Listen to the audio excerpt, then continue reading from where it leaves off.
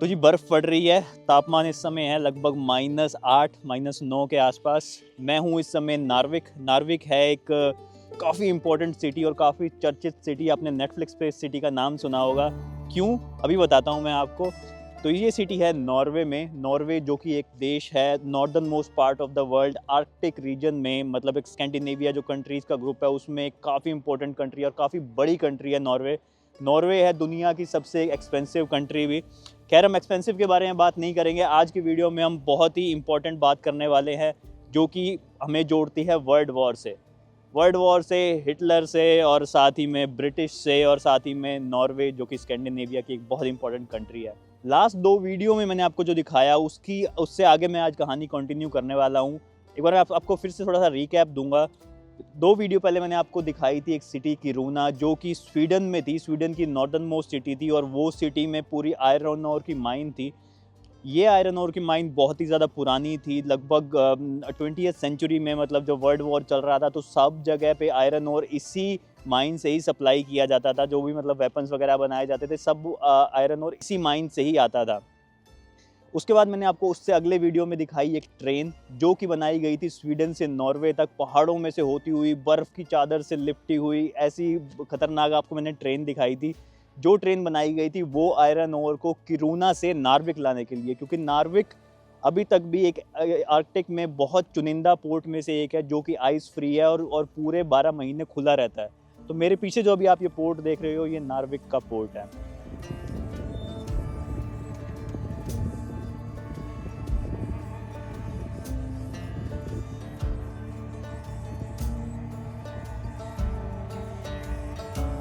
तो यहाँ आप समझ गए इस रेल की पटरी को स्वीडन से नॉर्वे तक के लिए क्यों बनाया गया था, ठीक है। उसको बनाया गया था सिर्फ आयरन ओर को यहाँ तक ले जाने के लिए, यहाँ से आगे ताकि समुद्र से पूरी दुनिया में सप्लाई हो सके। अब ये चीज़ बिल्कुल सही चल रही थी।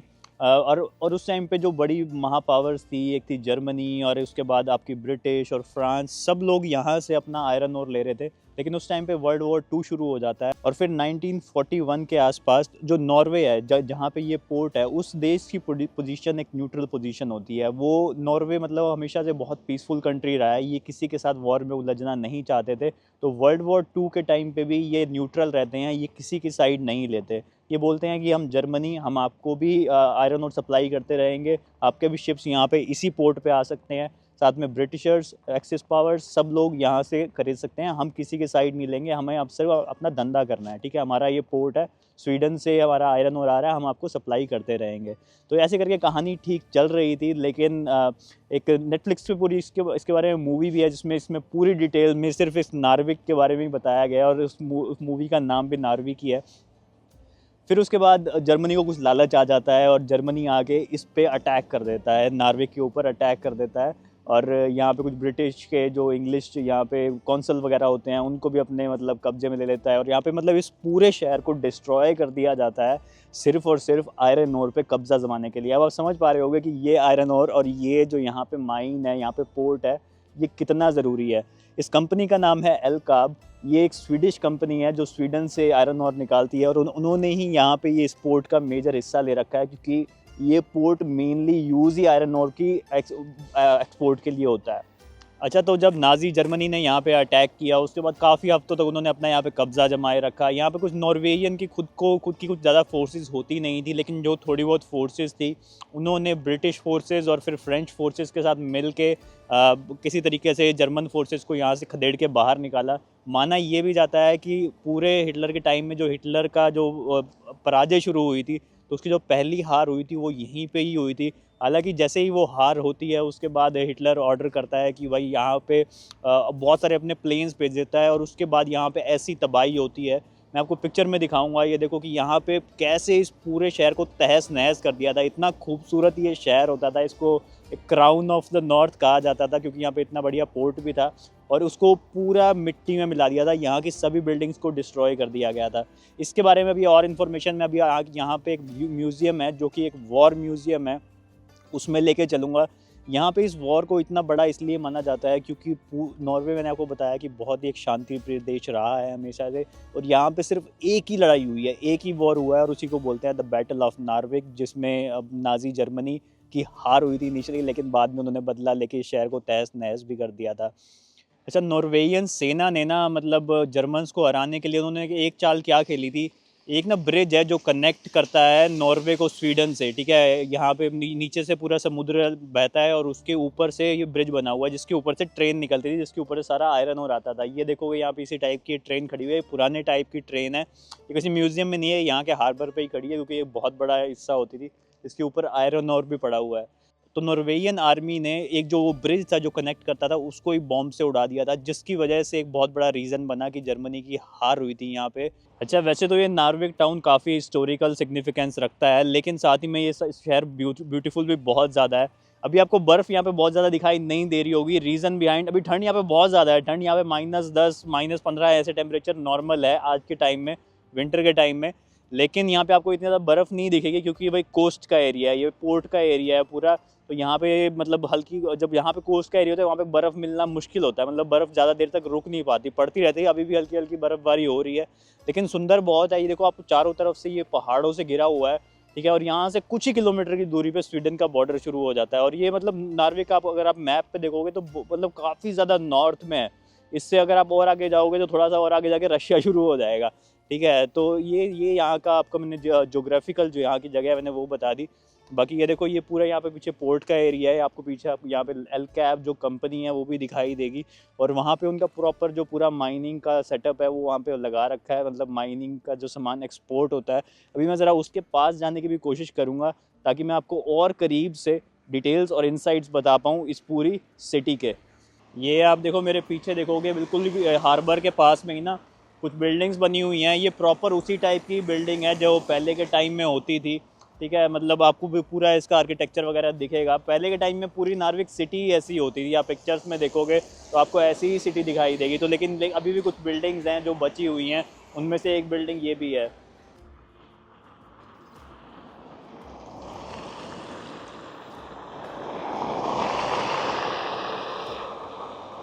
ये देखो, आपको काफ़ी ऐसे ना पोर्ट के पास यहाँ पे ऐसी अबेंडेंट बिल्डिंग भी मिल जाएंगी जो भी बहुत ही पुराना आर्किटेक्चर है, बहुत ही पुराने स्टाइल की हैं। और एक यहाँ पे मुझे दिखा है, यहाँ पे ना एक बहुत बड़ी मशीनरी सी गिरी हुई है। अब समझ में नहीं आ रहा कि ये है क्या, लेकिन पुराना जो जंग्ड आयरन होता है उस टाइप का ही है। देखो यहाँ पे भी कुछ यहाँ पे कबाड़ टाइप से पड़ा हुआ है। अच्छा, यहाँ पे ये कंपनी इतनी पॉपुलर है ना, देखो आपको जगह जगह पे, जैसे ये पोर्ट का ये एरिया है और यहाँ पे ये देखो इनकी ये पुरानी यहाँ पे ये खड़ी हुई है ट्रेन। इसके ऊपर लिखा भी हुआ है, देखो एल कैब 1907। सो ये 1907 का इन्होंने ट्रेन का इंजन, लोकोमोटिव और साथ में जो डब्बा भी है ये भी खड़ा कर रखा है, ठीक है। तो ये यही दर्शाता है कि भाई यहाँ पे ये कंपनी ने ही इस शहर को बसाने में काफ़ी मदद की है। बाकी ये देखो, यहाँ पे इस कंपनी का ऑफिस भी बना हुआ है, काफ़ी बड़ा ऑफिस है। ये सिर्फ यहाँ के पोर्ट को संभालने के लिए इन्होंने बना रखा है, बिल्कुल। और इसके सामने ही यहाँ पे देखो ट्रेन वगैरह खड़ी है। और बाकी बढ़िया नज़ारा यहाँ पे, खूबसूरत बहुत है। देखो पहाड़ की खूबसूरती देखो, यहाँ पे बहुत सही बना हुआ है। और कुछ और कंपनीज़ के भी ऑफिस बने हुए हैं जो भी यहाँ से माल वगैरह ट्रांसपोर्ट करते हैं।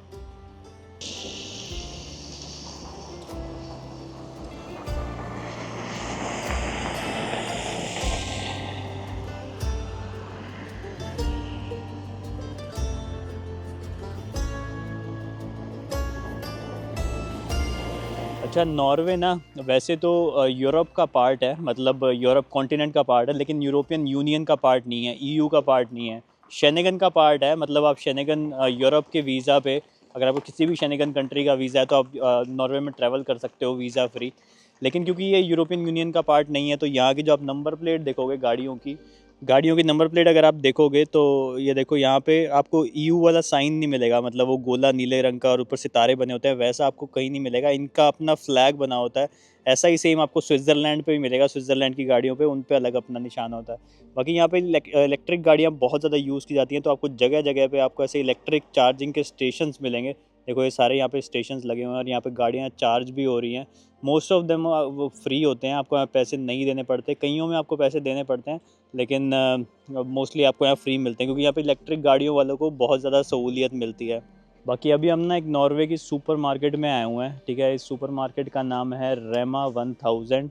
मैंने आपको दिखाए हैं प्राइजेज़, लेकिन ये सिटी काफ़ी नॉर्थ में है, तो यहाँ पे ना हर चीज़ों के प्राइजेज़ जैसे जैसे आप नॉर्थ में जाते हो, रिमोट लोकेशन पे जाते हो, वहाँ बढ़ते रहते हैं। तो मैं एक बार ज़रा इस मार्केट के अंदर जाता हूँ, इस मार्केट के अंदर ज़रा रेट चेक करते हैं कि चीज़ों के रेट कैसे हैं। एक देश की महंगाई सबसे ज़्यादा पता लगाई जा सकती है वहाँ पे मिलने वाले आलू, प्याज, टमाटर यानी कि सब्जियों से। ज़रा यहाँ पे सब्जियों का रेट देखते हैं। वैसे बहुत बड़ी सुपर मार्केट बनी हुई है, देखो अलग चीज़ों की शेल्फ बनी हुई है, लेकिन यहाँ पे मैं अगर आपको सब्जियों के रेट दिखाता हूँ, उससे हमारे को काफ़ी पता लग जाएगा कि क्या सीन है यहाँ पे। ये देखो, जैसे यहाँ पे ये प्याज रखे हुए हैं, प्याज का अगर आप रेट मैं आपको दिखाऊं तो लगभग 56 यहाँ के नॉक जो होते हैं वो, तो इंडिया में लगभग 500 रुपये, तो 500 रुपये किलो आपको यहाँ पे प्याज मिलेगा। ठीक है, आलू का रेट आपको दिखाऊं तो आलू का रेट है यहाँ पे 15 पर किलो, तो ये हो गया आपका 150 रुपये किलो आपको यहाँ पे आलू मिलेंगे। ठीक है, आपको मैं और चीज़ें दिखाऊं, यहाँ पे शिमला मिर्च वगैरह चीज़ें बहुत महंगी मिलती है। जैसे शिमला मिर्च यहाँ पे है 90 पर किलो, तो ये लगा लो आपके 900 रुपये किलो। ठीक है, ये हो गया भाई। यहाँ पे ये देखो, ये भी शिमला मिर्च मिल रही है यहाँ पे 35 रुपये, 35 यहाँ के मतलब 350 रुपये की एक स्टिक है, 2 स्टिक हैं, मतलब दो शिमला मिर्च 350 रुपये की, तो भाई बहुत महंगा है नॉर्वे। बाकी गाजर वगैरह देखो यहाँ पे 150 रुपये किलो गाजर, तो इस टाइप से चीज़ें होती हैं। बाकी यहाँ पे आपको सब फ्रूट वगैरह देखोगे तो फ्रूट भी भाई 400 रुपये किलो सेब, 400 रुपये किलो सेब, इस टाइप से चीज़ें मिलेंगी, अंगूर वगैरह। और क्योंकि यहाँ ठंड बहुत ज़्यादा होती है आजकल, विंटर्स के टाइम में सब चीज़ें बाहर से आती हैं, इंपोर्ट की जाती हैं, तो बहुत ही महंगा हो जाता है सब कुछ। बाकी ये देखो यहाँ पे कोक और फेंटा, इनका रेट अगर हम देखें तो जैसे ये 500 ml वाली कोक है, इसका जो रेट है यहाँ पे ये है लगभग 220 रुपये के आसपास, हाफ़ लीटर। ठीक है, बाकी चीज़ें भी आप देखोगे, गेटोरेड वगैरह होगी, गेटोरेड भी आपकी 250 रुपये के आसपास एक बॉटल। तो इस टाइप से भाई यहाँ पे ड्रिंक्स के भी रेट काफ़ी ज़्यादा होते हैं। देखो ये स्प्राइट वगैरह भी, स्प्राइट का रेट भी आपका 220-230 रुपये आधा लीटर, इस टाइप से आपको यहाँ चीज़ें मिलेंगी। तो अभी के लिए ना मैं थोड़ा सा ये जो नॉर्वे का डाउनटाउन है वो देखने आया हुआ हूँ। ये मेरे पीछे आप बिल्डिंग देख रहे हो, इस पे लिखा हुआ है नार्वे कम्यून। तो कम्यून यहाँ पे मतलब होता है जो यहाँ की म्यूनिसिपल पार्टी होती है। तो अभी ये नार्वे के शहर का नाम हो गया कम्यून, यहाँ का जो म्यूनिसिपल होगा, तो ये म्यूनिसिपैलिटी का ऑफिस है। तो कितना सही बना हुआ है ना, शीशे वीशे लगा के बने हुए हैं। लेकिन मैं यहाँ म्यूनिसिपैलिटी का ऑफिस नहीं देखने आया, मैं यहाँ पे देखने आया हूँ, ये पीछे जो आपको बिल्डिंग दिख रही है इसके अंदर यहाँ का म्यूज़ियम है। वॉर म्यूज़ियम इसको बोलते हैं, मिलिट्री म्यूज़ियम। तो ये पूरा म्यूज़ियम बनाया गया है, जो मैं स्टोरी डिक्टेट कर रहा हूँ इस वीडियो में उसके बारे में काफ़ी हमारे को डीप इनसाइट्स देगा और काफ़ी हिस्टोरिकल फैक्ट्स बताएगा हमारे को इस नार्विक सिटी के बारे में। तो ज़रा इसके अंदर चलते हैं। इसके अंदर वैसे एंट्री टिकट होती है 150 नॉक की, जो कि हमारे इंडियन में हो जाते हैं लगभग 1400 रुपये के आसपास। वो चुकाने पड़ेंगे एक आदमी के इसके अंदर जाने के लिए। नार्विक कम्यून के बाहर ये देखो, बहुत ही इंटरेस्टिंग यहाँ पे बोर्ड भी लगा हुआ है। ठीक है, यहाँ पे सारी मतलब काफ़ी इंपॉर्टेंट यूरोपियन कंट्रीज़ के नाम लिखे हुए हैं, साथ में रशिया का भी लिखा हुआ है, सेंट पीटर्सबर्ग। और फिर किलोमीटर का बोर्ड लगा रखा है कि कौन सा कितने किलोमीटर दूर है। कितना सही इंटरेस्टिंग लग रहा है ना। म्यूज़ियम में घुसते ही आपको देखो भाई, यहाँ पे ये मिल जाएगा, नाज़ी जर्मनी का फ्लैग लगा हुआ है और लिखा हुआ है वॉर रिक्वायर स्टील।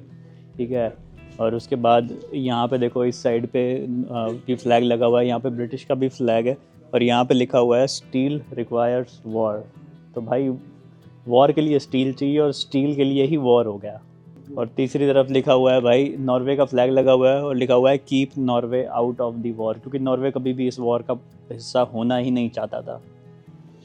ये एक फ़ोटो देख लो, ये वॉर ख़त्म होने के बाद की है। ये कुछ नॉर्वेजियन लड़के हैं जो एक टॉर्पीडो के ऊपर बैठे हुए हैं, और यही टॉर्पीडो इन्होंने देखो यहाँ पे ला कर रखी हुई है। ये एक जर्मन टॉर्पीडो थी जो कि अपने टारगेट से चूक गई थी और फट नहीं पाई। लेकिन यहाँ पे इन्होंने देखो इस टाइप की होती हैं टॉर्पीडो, यहाँ पे पूरा ये पंखा वंखा भी लगा हुआ है, तो जाम हो रखा है इसका, ख़तरनाक। यहाँ पे इन्होंने देखो साइकिल और ये कुछ सोल्जर्स दिखा रखे हैं किस टाइप से ड्रेसअप होते थे। और यहाँ पे बंदूकें इनकी जो सब इकट्ठी कर रखी हैं उस टाइम की, देखो कैसी बंदूकें यहाँ पे चला करती थी उस टाइम पे। ये देखो यहाँ पे कुछ इस टाइप के, ये एक स्टोव होते थे, ये एक स्टोव है जो उस टाइम पे यूज़ किया जाता था।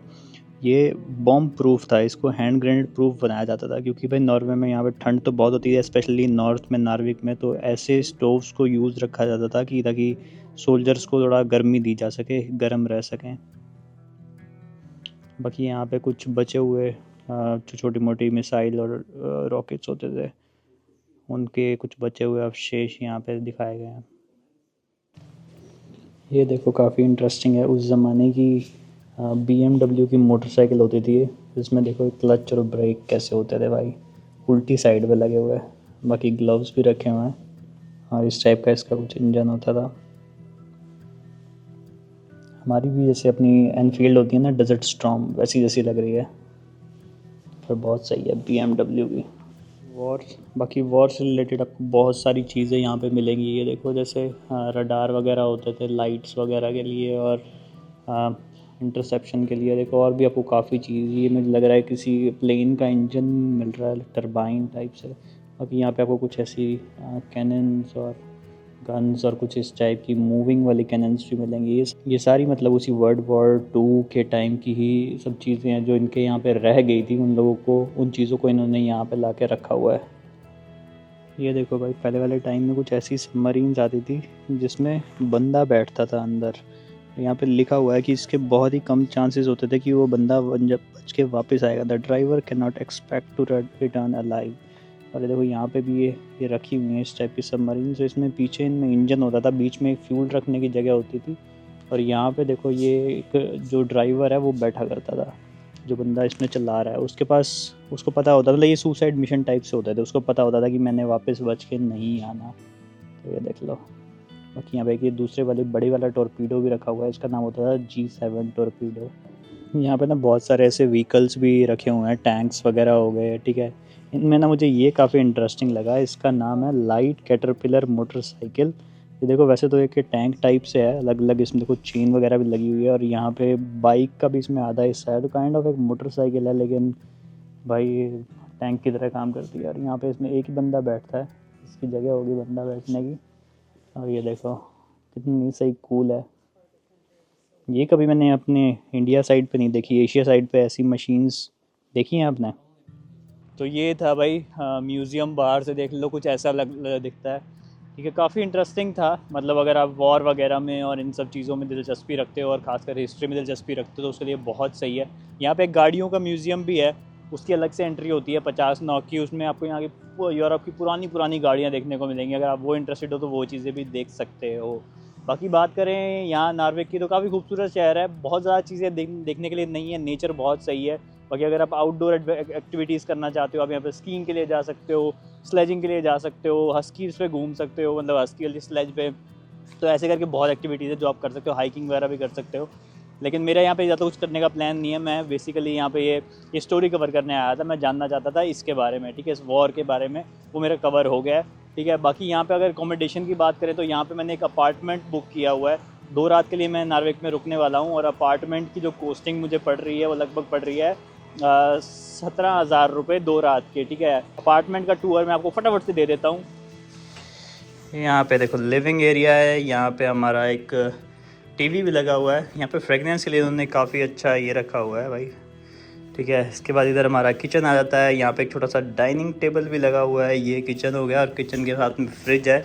और फिर हमारे यहाँ पे 2 दरवाजे हैं। अच्छा ये तो हमारा हो गया वॉशरूम। ओ भाई काफ़ी बड़ा सारा वॉशरूम है, ये देखो काफ़ी बड़ा सारा यहाँ पे वॉशरूम है, साथ में वॉशिंग मशीन भी दी गई है। ये दरवाज़ा पता नहीं कहाँ जाता है, देखना पड़ेगा। अरे वाह, ये जाता है हमारा बेडरूम को। यहाँ पे एक बेडरूम है और एक दरवाज़ा यहाँ पे भी है। और यहाँ पे हमारे पास एक और बेडरूम, हमारे पास एक्चुअली यहाँ पे 2 बेडरूम है। ये देखो यहाँ पे हमारे को एक बेडरूम और दिया हुआ है ये छोटे वाला है और एक बड़े वाला है, तो यहाँ पे 3 लोग बढ़िया करके रह सकते हैं। तो ये है भाई मेरा अपार्टमेंट नार्विक के लिए। आई होप आज का ये वीडियो आपको, ये कवरेज बहुत ही स्पेशल, बहुत ही अच्छी लगी होगी। कैसा लगा मुझे कमेंट सेक्शन में बता देना, बाकी लाइक कर देना वीडियो अच्छा लगा हो तो। अभी के लिए मैं आपको नार्विक से बाय बाय कर रहा हूँ। नेक्स्ट वीडियो में आपसे फिर से मुलाकात होगी, लेकिन नेक्स्ट वीडियो में मैं पहुँच चुका होऊंगा स्वीडन। जी हाँ, मैं वापस जाने वाला हूँ स्वीडन और वहाँ पे मैं बिताने वाला हूँ लगभग 1-1.5 महीना। और ये विंटर्स के बहुत ही कमाल की चीज़ें मैं आपको वहाँ पे दिखाऊंगा, उसके लिए भी तैयार रहना। बाकी फिर से मुलाकात होगी नेक्स्ट वीडियो में, तब तक के लिए टेक केयर, बाय बाय, सायोनारा, राम राम भाइयों।